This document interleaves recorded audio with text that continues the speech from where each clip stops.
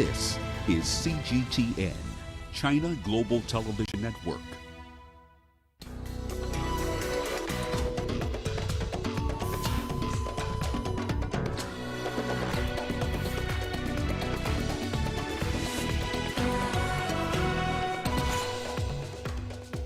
Israel's longest-serving prime minister is poised to be ousted after his rebels agreed to a new coalition government. Search continues for 136 children kidnapped in Nigeria as authorities say they will not pay ransom. And international pressure mounts on Ethiopia to grant humanitarian access to Tigray as famine looms. Hello and thank you for joining us on Africa Live. I am Peninah Karibe. Let's have a look at other stories coming up this hour. Zimbabwe's biggest diamond miner sees a 30% increase in production this year. And in sports, Ugandan flyweight boxer Catherine Nanziri out to make history at the Olympics Games. We begin the hour in Israel. Rival politicians have reached a deal that's poised to oust Benjamin Netanyahu, Israel's longest-serving leader.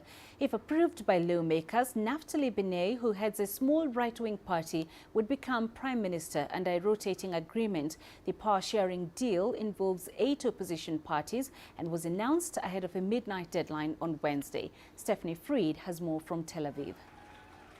This change coalition has to first get approval of the parliament, which passes a vote, and there has to be a majority vote approving the new coalition. That is expected, or the change coalition wants that to happen on Monday. What's happening now is the concern with this coalition is that the parliament speaker, who is a member of the Likud party, which is Benjamin Netanyahu's party, he's also a close ally of Benjamin Netanyahu, that he may try to delay that vote. And in so doing, hoping to get people to defect away from the coalition. That would be right-wing party members who were traditionally allied with Benjamin Netanyahu's Likud party, try to get them to defect away, which would break apart the coalition. That right now is the concern with the Change Coalition. They submitted a proposal to change the speaker this morning, Thursday morning. However, they don't have the necessary majority at the moment for that proposal to go through.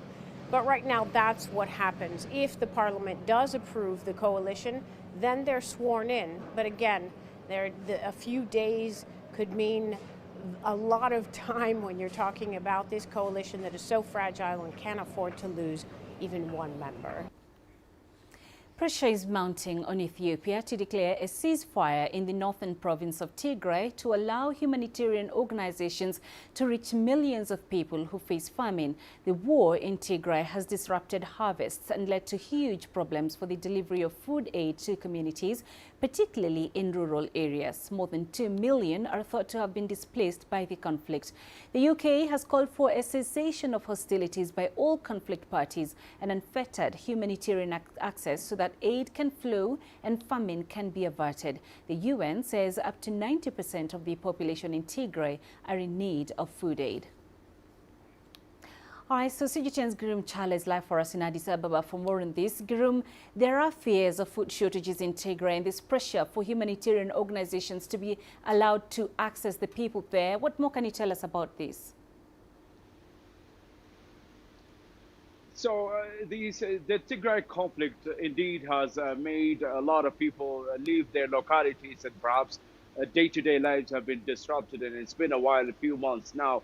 And the food shortages that the UN organizations and others are reporting are also true, because reports from those areas are also supporting the fact that so many people are in need of food supplies. By the way, even before the war, Tigray regional state has been one of the country areas where day-to-day relief services are being provided for the people. So at the moment, the situation is there, but the government is saying that it is trying to address this situation.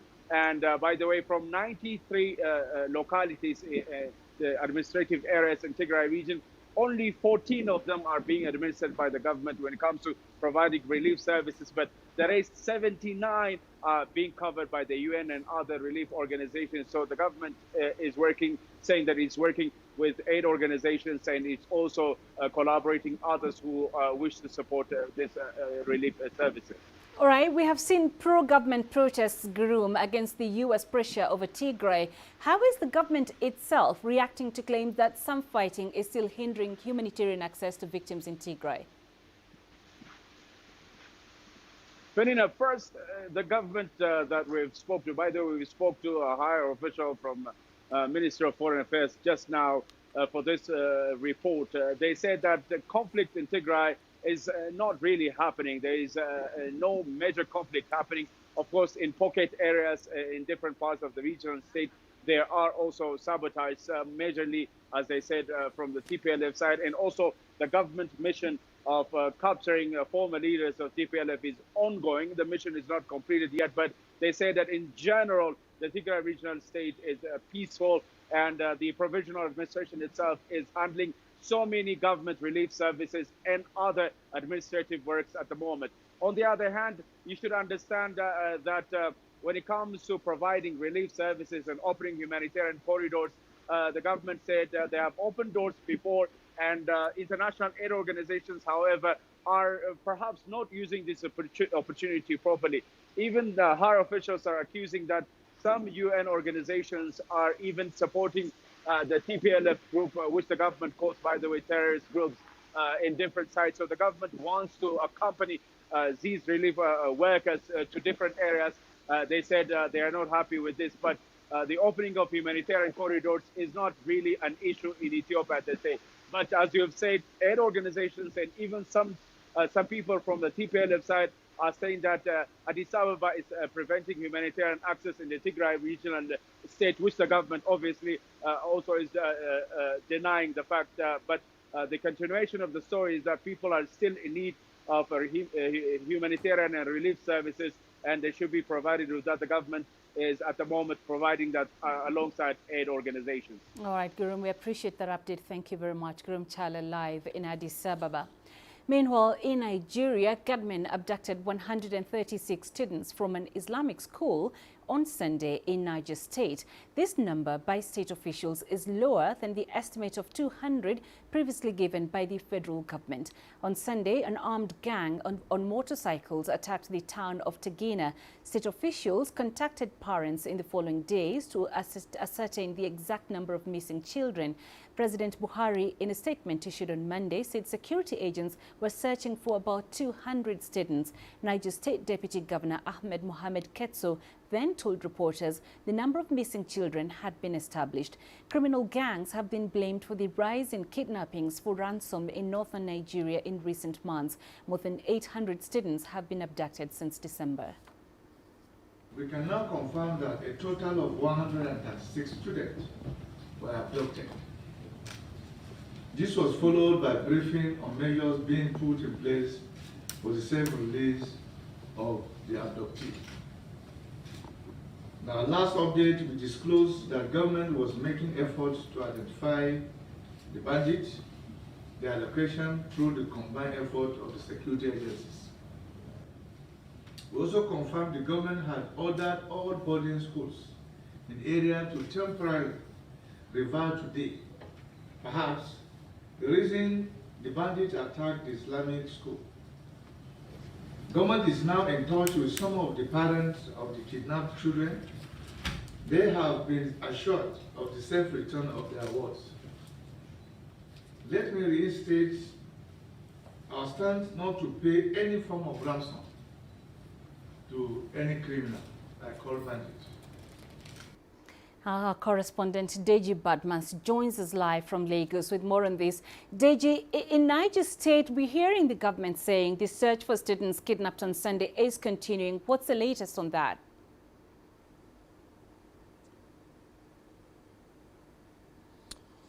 Well, the latest is that the government says it is still trying to get the girls released. We understand there is a military operation going on.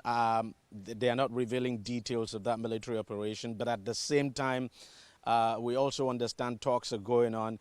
The way it is, from what we have been able to gather, the bandits are negotiating directly with the owner of the school They've called him about 2 or 3 times now, where they made that ransom demand of around $240,000.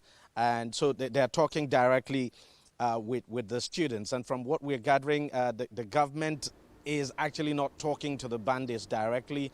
But the bandits have made that demand. They made the ransom demand now. Of course, you know, the government has said it is not going to pay. And the bandits are not talking directly with the government. They are talking with the owner of the school. Unfortunately for the parents, one of them has actually been reported dead. What was reported is that because of the shock, she fainted, and she was eventually pronounced dead. So it's actually a terrible situation for the parents, and they are still waiting anxiously and hoping that sooner than later their children will be released. Okay, Deji. So the bandits are demanding $240,000 US. Government is adamant it will not pay that ransom. And yet, the state is assuring parents the children will be found. How? How is this likely to be achieved? That's a very difficult question. Usually, because just like we saw in Kaduna State with the Greenfield University students, the government refused to pay ransom. What the bandits did was to negotiate directly with the parents, and some of these parents were able to come up with the ransom, the ransom demanded by the bandits. Now, I think the bandits in this case are adopting the same method. They are talking directly with the owner of the school, who in turn is talking with the parents. So it's a very complex situation. The government has said it is not going to pay ransom. But obviously the government says it still hopes to negotiate the release of the students. There's a possibility the government might bring in a negotiator, like we have seen in the past in that state. The last set of students who were kidnapped in that state back in February, the government had to bring in an Islamic cleric who negotiated the release of the students. So maybe at some point the government might have to bring in the Islamic cleric to talk with the bandits, but of course the government has made it very clear that it is not going to pay ransom, and I think the bandits understand that. That's the reason why they are not talking with the government. They are actually talking with the owner of the school and indirectly with the parents. Oh, quite a complex situation, Deji. Thank you for that. Deji Badmas live in Lagos. Now, banditry and kidnapping are fast becoming Nigeria's major security threats. Student abduction has been gaining traction in northern Nigeria since the Chibok girls' kidnapping in 2014. Many believe the high rate of unemployment and proliferation of weapons are worsening the situation. CGTN's Kelechi Emekalam brings us the story on life after being kidnapped for 2 sisters. This is 19-year-old Victory Sani and her 17-year-old sister, Rejoice. The siblings are 2 out of about 37 students abducted from a forestry college in northwest Kaduna State. Still visibly shaken weeks after their release, they relive their kidnapping experience. From living in the bush to constantly being threatened by their gun-wielding abductors, it was traumatizing for the young ladies. Continued for days become weeks, and the rest, no food, no good food. Concerning the place we sleep, it's always on the ground.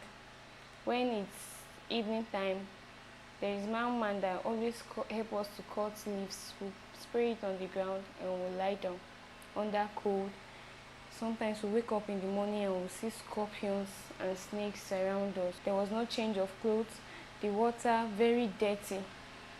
We drank river water. We spent about 55 days in the bush.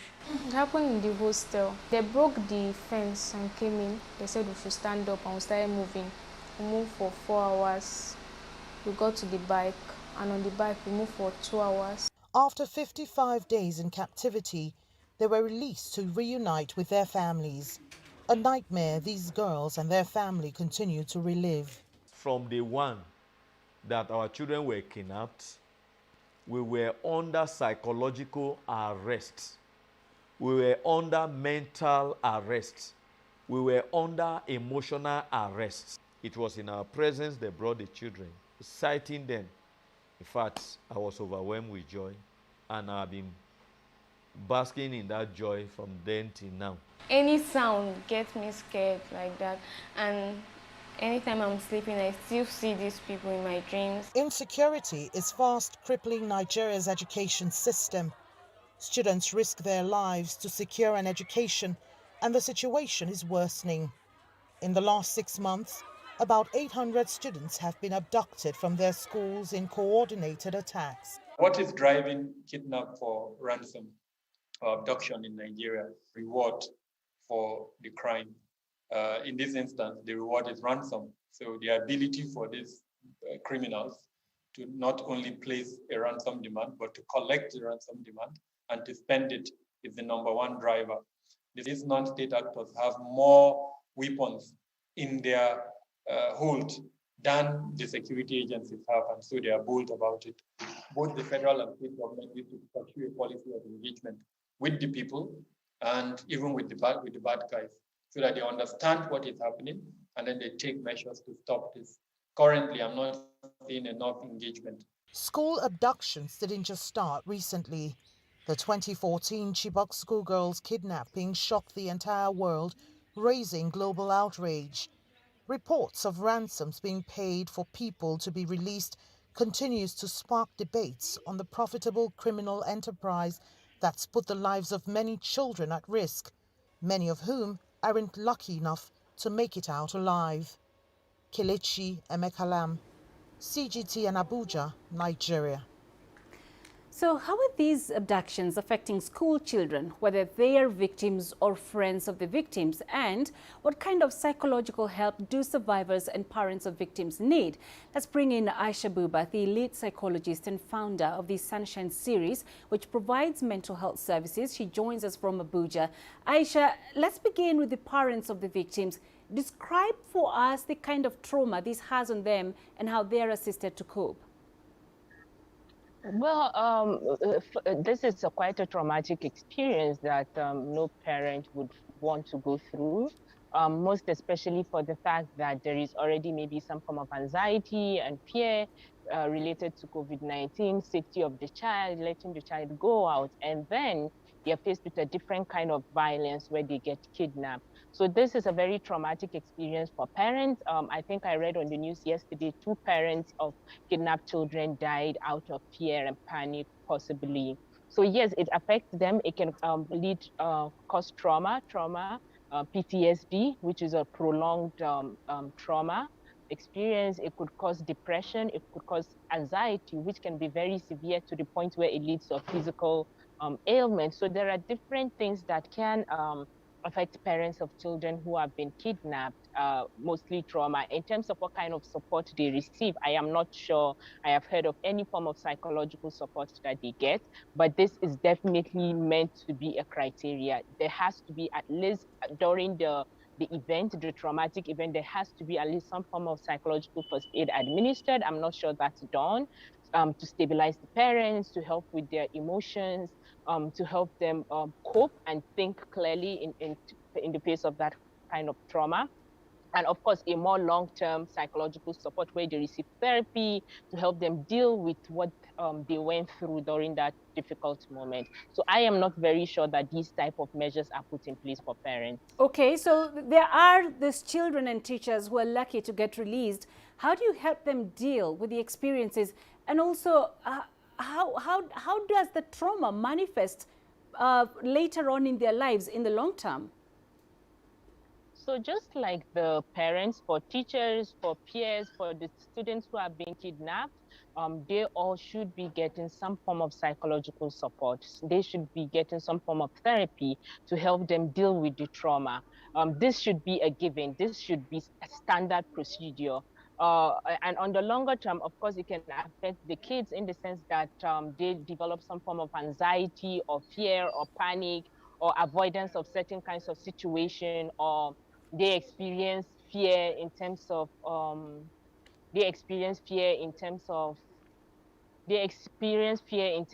anything related to school, in terms of relationship with other people. There could be avoidance, withdrawal. There could be depression also. There could be feelings of anxiety.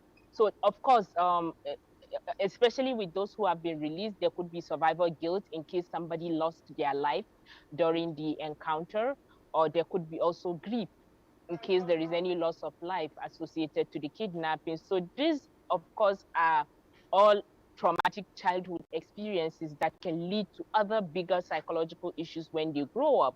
Sometimes you find kids who start, teenagers or adolescents who start using drugs to cope.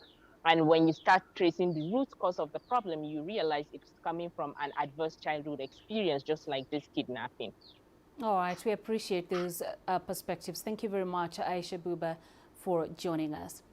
Now, a burning cargo ship loaded with tons of chemicals has sunk off the coast of Sri Lanka.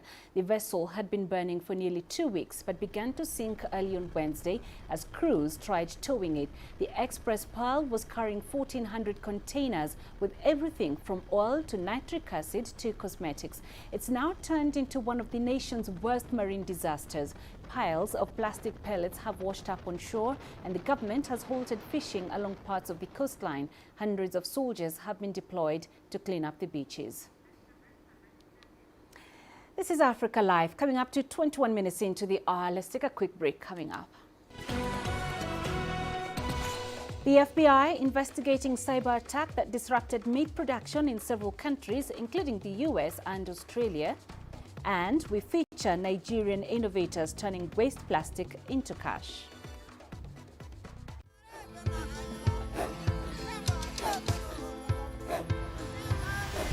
Africa is a continent of diversity, with varied climates and enchanting geography, and a people so distinct, but with a shared enduring spirit. We are at the heart of the continent to bring you the untold stories. Let's have a look. We celebrate Africa as it shapes its own destiny. Tunis, Cairo, Juba, Johannesburg, Ethiopia, Tanzania. Africa Live. Find your voice.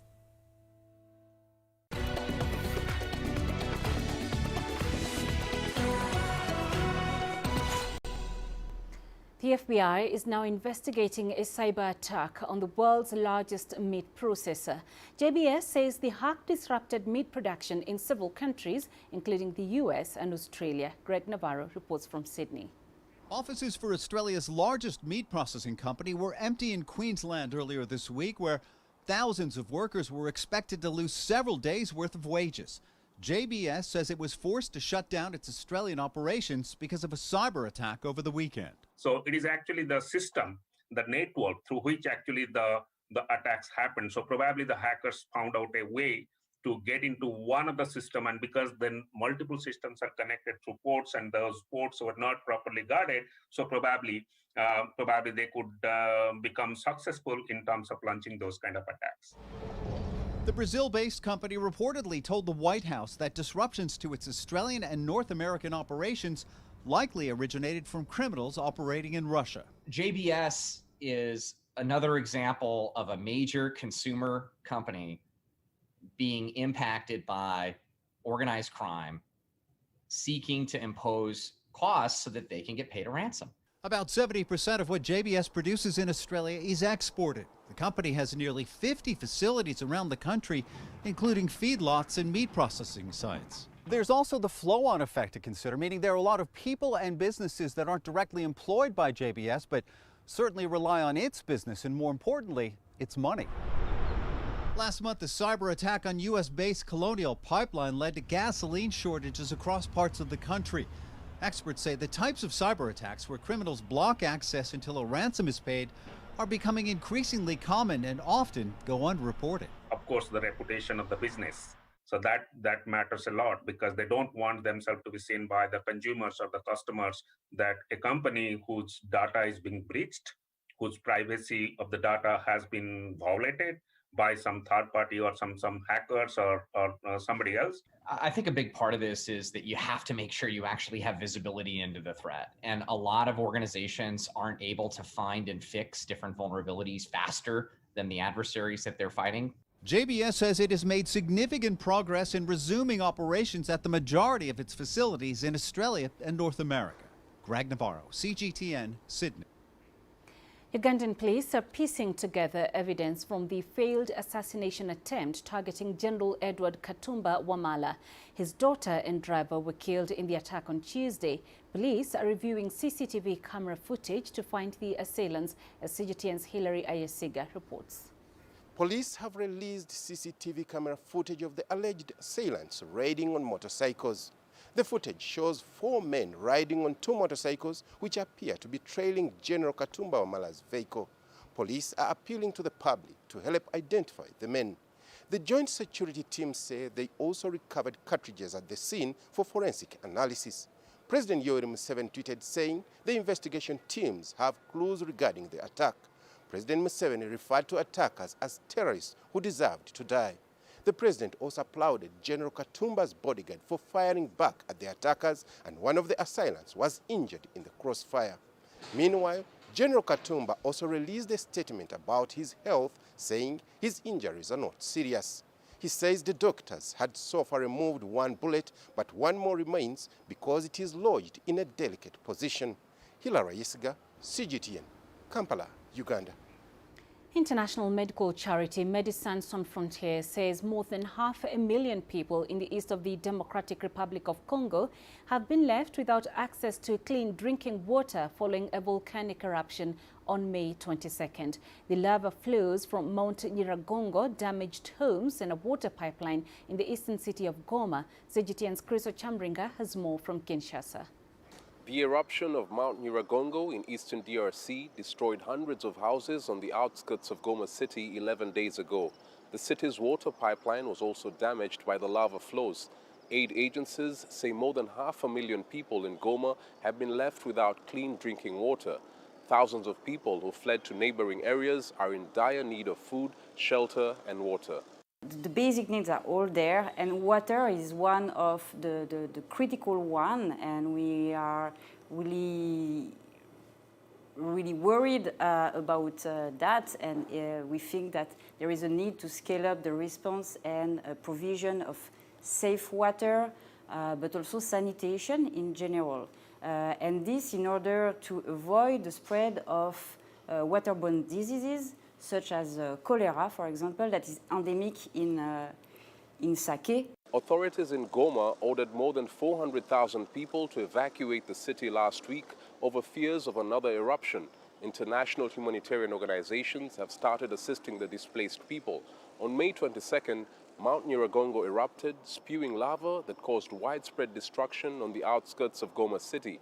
At least 32 people are reported to have died after the volcano erupted. The volcano last erupted in 2002, killing 250 people and making 120,000 others homeless. Chris Ochamringa, CGTN, Kinshasa, Democratic Republic of Congo. The International Criminal Court's chief prosecutor, Fatou Bensouda, wants Sudan to hand over Ahmed Haroun to face trial for alleged war crimes in Darfur. Bensouda made the call during a press conference in Khartoum after concluding a landmark visit to Darfur. Haroun was one of several heavyweights in the former regime under ousted leader Omar al-Bashir that have been charged by the ICC in connection with Darfur. Haroun faces 22 counts of alleged war crimes and 20 counts of alleged crimes against humanity. The UN tasked the ICC court to probe the conflict in Darfur 16 years ago. The United Nations says 300,000 people were killed and 2.5 million were displaced in the conflict. Fighting broke out in Darfur in 2003 when rebels complaining of systemic discrimination took up arms against Bashir's Arab-dominated regime. Khartoum responded by unleashing Janjaweed fighters recruited from among the region's nomadic tribes. You asked about Omar al-Bashir. He is one of those people who've been indicted by the ICC. And as I have explained, the engagement that we are doing with the government is to ensure that those who are wanted by the ICC are transferred to the ICC. And I think I've explained already that we are starting with Haroun for the reasons I've already given. But that doesn't mean that we don't want the others. If you just start with the example of Ahmed Haroun, which I took time to explain. The judges who were hearing the confirmation of charges should give their decision by the end of July as to whether the charges have been confirmed or not. But we are confident that what we have presented to the judges, we believe that the charges will be confirmed. This is the window of opportunity, for instance, that we have with respect to Harun. Surrender before the end of July is critically important, because if we want the judges to wait for the two trials to take place, we also have to do a confirmation of charges of Ahmed Harun. All right, let's now head to Egypt. An engineer has designed prototype glasses that function as a visual aid for the hearing impaired. The smart glasses can translate voice and text to sign language, appearing on the lenses in real time. Hi, my name is Omar. A small camera fixed on these smart glasses picks up voice signals from the speaker. And using artificial intelligence, the glasses are able to translate it in real time into sign language for the wearer. I love you.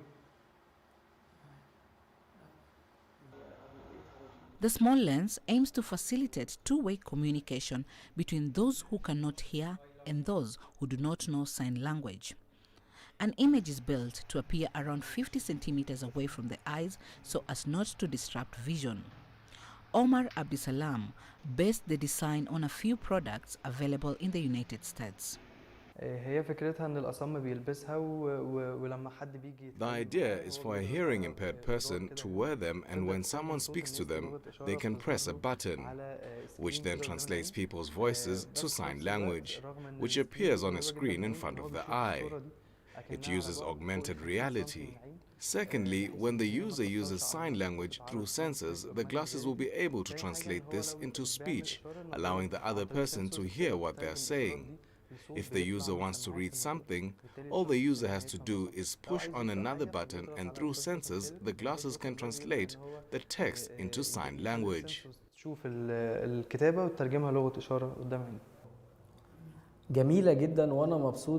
The glasses are great, and I'm very happy with them because I believe that they can help us a lot to communicate with a lot of people. Over the past 6 years, Abdisalam's design has developed from merely a mobile application to what is available today. But limited resources means the prototype is handmade and not ready for production. I need to embed all dictionaries into the glasses because sign language differs from country to another, and even from one governorate to another. I also want to work on the glasses so they're not handmade by us, but a final product straight from the factory and ready to use without any issues. And when it hits the market, the 26-year-old engineering student hopes it will improve the lives of those who need them most. Chamwono, CGTN. Coming up in business news, Zimbabwe's biggest diamond miner sees a 30% increase in production this year. And Ghana cuts its lending rate from 14.5% to 13.5% as the country recovers from the pandemic. There's more to this place than just glorious landscapes. There's more to it than just, say, Table Mountain or glorious, endless salt flats.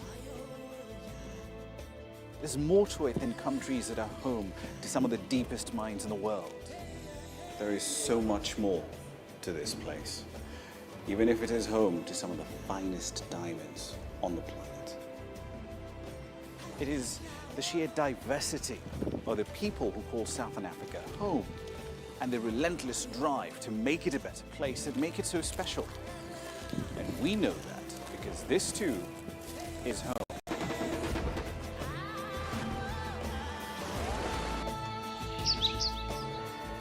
No one knows Southern Africa like we do. CGTN, see the difference.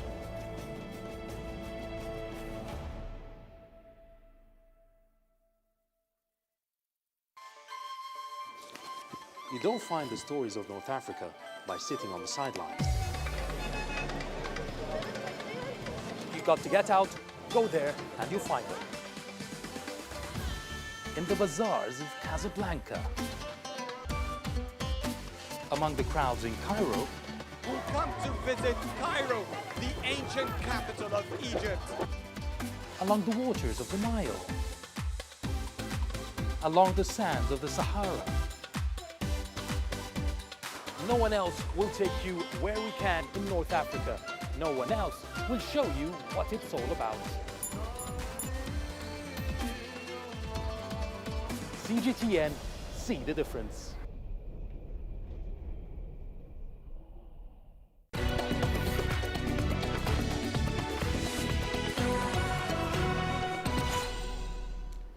Zimbabwe's Consolidated Diamond says it will be able to increase production of rough gems by about 30% to 3 million carats this year, and it's all thanks to improved mining methods. The company produced 2.3 million carats worth of diamonds in 2020 and mostly sold them to India and the Middle East. Its higher production comes as the global diamond industry recovers from the onset of the coronavirus pandemic. Zimbabwe, which also has gold and platinum, is desperate to boost mining output and foreign exchange earnings. The country is struggling with soaring inflation caused in large part by shortages of hard currency and a lack of foreign investment.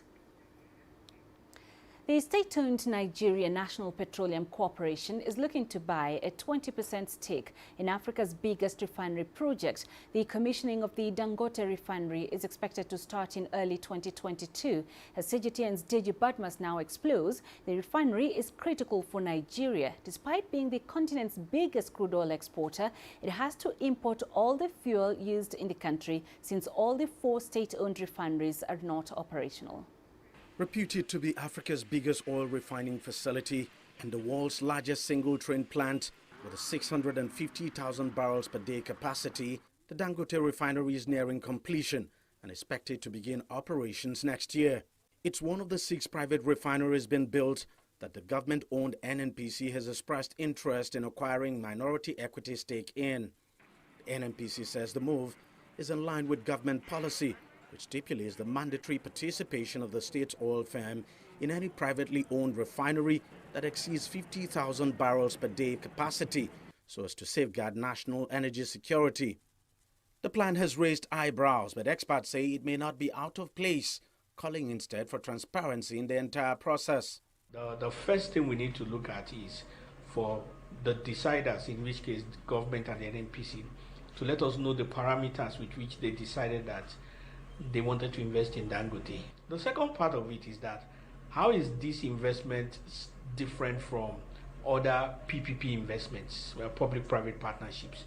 And then we need to understand if they are similar, why are the requisite authorities not involved? It's a welcome development because whether you like it or not, what they're going to be producing there is something that the nation will need for a very long time. So a strategic asset like that in a nation where you predominantly depend so much on petroleum products, I think is a wise decision for the Nigerian Petroleum Corporation to invest or buy us some shares, buy us some stakes in that business. So they too can also, it will help them, stay in the decision-making structure of that transaction or that plant. In March, the government approved the sum of $1.5 billion for the immediate rehabilitation of its 4 refineries, which have been grounded for several years. The move to acquire stakes in private-owned refineries has raised concerns about the rehabilitation process of the government-owned refineries. I think I will also prefer to advise, personally as an individual, that the Nigerian government and NNPC should focus more on revamping our own national-owned refineries. That is how national governments do, whether it is in China or in Korea or in Brazil or anywhere. They should be more interested in fixing their national assets. Despite being Africa's biggest oil producer, Nigeria imports virtually all the refined petrol consumed in the country, costing the government over $300 million in monthly subsidy. The Dangote refinery is expected to address the problem and transform the country into an exporter of refined petrol. Deji Badmos, CGTN, Lagos, Nigeria. Plastic waste management is a major concern in Nigeria given the country's growing population. Close to 80% of solid waste generated is either burned or buried, which poses an environmental threat. But more Nigerians are finding innovative ways to turn plastic into profits while protecting the environment. CGTN's Kelechi Emekalam brings us that story. Intisa Kofi supervises ongoing production at a waste recycling company in Nigeria's capital, Abuja. The 29-year-old green architect recycles plastic waste into interlocking tiles. Intisa and her team use single-use plastic for production to reduce its high risk to the ecosystem. The collection is done through a huge value chain of formal and informal players. We use the what we call the LDP, that's the low-density polyethylene. Once it's discarded, and it has a very high risk and the danger is very big. This is the smaller ones that, all these animals will eat without knowing, and the danger is greater. We have different ways of collection. One of the ways is to get it from scavengers. These are very big players in the market who have the required tonnage we need always. There have been rising concerns over plastic waste and the harmful risk it poses to the environment in Nigeria. So recycling advocates and business owners like Muizuddin Kosomo are turning to eco-friendly products like the plastic interlock, creating a huge profit potential for eco-friendly businesses. And when I did find out about iFreak Eco Solutions, it made sense to give it a shot to see how their interlocking tiles will be a game changer for our structure here. And it turned out that it was a very good investment. Long term, we are better off. While the initial investment is a bit more than what you would get for the regular tiles, but the long-term benefit that comes from using the pure water sachet-made blocks is very significant. Nigeria ranks 9th out of 20 major plastic waste polluters. The West African nation contributes about 0.85 tons to the global 513 million tons of plastic waste, which end up polluting the ocean annually. Intisa is one out of many who want to change that, but funding has been a challenge. Despite the business she runs having huge profit potential and a high market demand, production capacity has remained low. We don't produce all year round. When we started, we still need some things in place. So that's why we only produce based on order. And we have been trying to optimize production. Some of the challenges is the equipment to work with. The government can leverage on sustainability by encouraging young people to provide green solutions. I think the government can come up with like a green fund which they can use to support enterprises and individuals that have all these ideas. Waste management plays a huge role in Nigeria's sustainable development goals. Green enthusiasts like Intisa believe the government can leverage on the huge potential in the waste recycling sector to ramp up job creation and a safer ecosystem. Kelechi Emekalam, CGTN Abuja, Nigeria.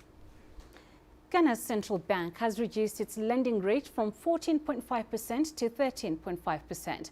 It comes as the country's economy steadily recovers from the disruptions caused by the COVID-19 pandemic. As CGTN's Nabil Ahmed Rufai reports, the government hopes that the rate cut will further boost economic activities. Ghana's economy has begun to rebound after the easing of COVID-19 lockdown restrictions. The central bank says the improvement in the economy has allowed the cost of goods and services to decrease. It says inflation had dropped from 10.3% in March to 8.5% in April due to lower food prices. The central bank has now reduced the lending rate from 14.5% to 13.5% to enable businesses to borrow more to support economic growth. The central bank fixed its lending rate at 14.5% in March last year when COVID-19 struck. It maintained it 6 times as Ghana's economy struggled to deal with the pandemic. The central bank says the local economy has now picked up and banks are confident to give out loans to businesses with the assurance of getting their money back. The government is rolling out the second shots of COVID-19 vaccines as it aims to inoculate 20 million people by the end of the year. Analysts say the success of the vaccine rollout could further open the country's economy. Nabil Ahmed Rufai, CGTN, Accra, Ghana. The COVID-19 pandemic is expected to impact the global labor markets until at least 2023. That's according to a new report from the International Labour Organization. The UN agency estimates that at least 220 million people will remain out of work this year. CGTN's William Denslow has more from the UN headquarters in New York. Many nations around the world are gradually easing COVID-19 restrictions, but the jobs aren't flowing back. According to a new assessment, the International Labour Organization predicts a 6.3% global unemployment rate this year. That's compared to 5.4% in 2019, a figure not expected to be reached again until 2023 at the earliest. The ILO says young people, those working in informal sectors, and women have been most severely impacted. The build back over the next year and a half until the end of 2022 is simply not, on current trends, going to restore the damage done by the pandemic. We'll still fall short by a large number of jobs, 23 million jobs in all likelihood. In the US, jobless claims are trending down as the country's economy continues to reopen. New York's Mayor Bill de Blasio says he wants to see the city fully reopened by July. Claims like this fuel hope for the country's jobs market, but there are still roughly 8 million more unemployed Americans than before the pandemic hit. But President Joe Biden is hopeful the vaccine rollout is helping the country turn a corner. Small business owners are reopening storefronts and restaurants because of the vaccination strategy. Our economic strategy, we're experiencing the strongest economic recovery this country has seen in decades. Few nations can share that level of optimism, with vaccine procurement still a major issue for many. The ILO fears this could lead to larger disparities between wealthy and poorer countries. We have to have a different way, a different trajectory of recovery, what we call a human-centered recovery, so that we don't see this increase in inequality. We need something which leaves nobody behind and provides greater equity of advantage in the world of work. The ILO estimates there are now more than 100 million workers worldwide classified as poor or extremely poor than before the pandemic hit. The agency says that half a decade's effort at cutting working poverty has been undone. William Denslow, CGTN, New York. A summer holiday in Europe may now be easier. The bloc's digital COVID certificates are live a month ahead of schedule. The passes are meant to reboot travel by cutting down on the hassle of testing and quarantine. And as CGTN's Tony Waterman explains, some countries are wasting no time in issuing them out. The sun appears to be setting on the solitude of a pandemic summer.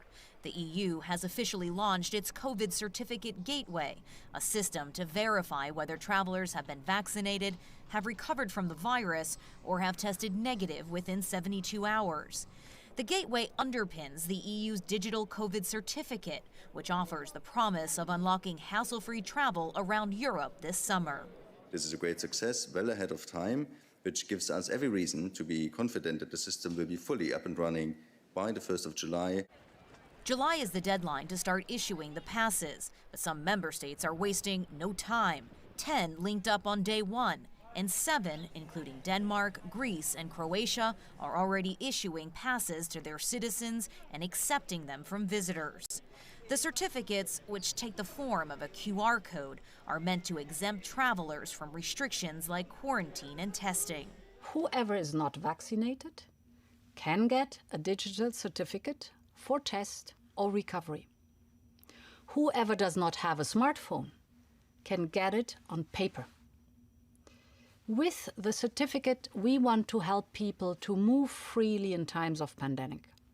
The COVID pass could be the jolt the EU tourism industry and its 30 million workers needs, and a way to restore some semblance of free movement around the bloc after 15 months of cross-border restrictions.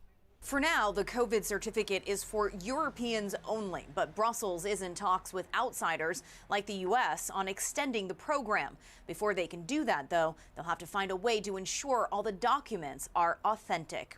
Tony Waterman, CGTN, Brussels. And ahead in sports, Ugandan flyweight boxer Catherine Nanziri out to make history at the Olympics Games.